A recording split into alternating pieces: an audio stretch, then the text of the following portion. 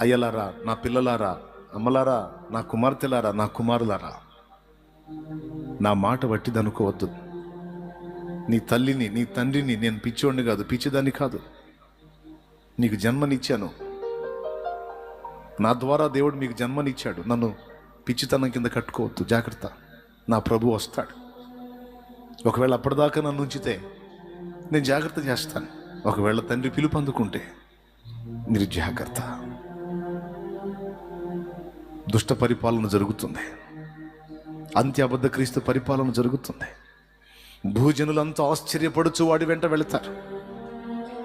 ఆ గడియలో ఒకవేళ మీరుంటే గుర్తుపెట్టుకోండి, నజరేయుడుగు యేసే క్రీస్తు. ఇంకా ఎవడు నేను క్రీస్తునని చెప్పుకొని వచ్చినా వాడిని నమ్మొద్దు.